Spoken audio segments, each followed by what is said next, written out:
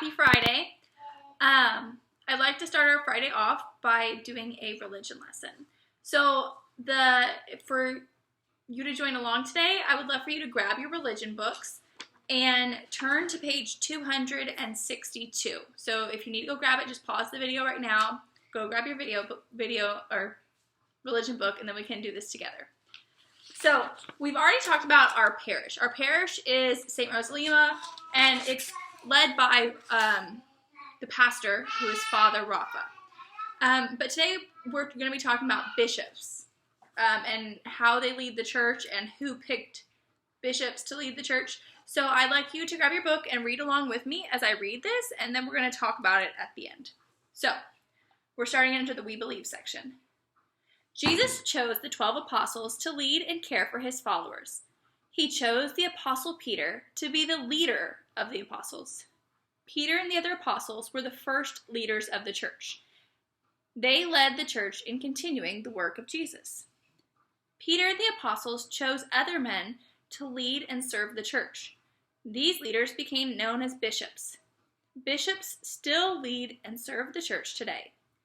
Bishops are the leaders of the church who work to carry on the work of the apostles.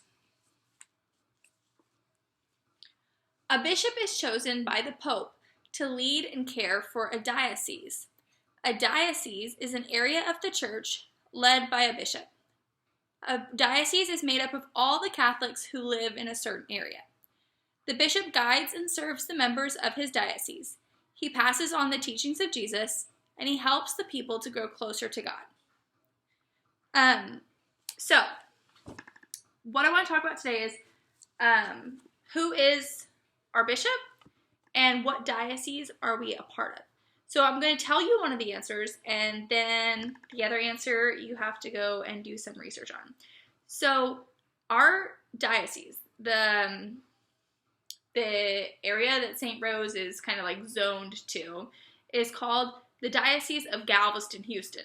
So just by the name of Galveston and Houston, you know that Galveston's kind of far away from us. It's like an hour, not that far. And there's Houston, but like there's a lot of land in between that area. And so our diocese is a really, really big diocese. In our diocese, so like all of the Catholics that are inside of that area, there are 1.7 million Catholics in that area, which is a giant number. If you want to write out 1.7 million, that would be interesting to see.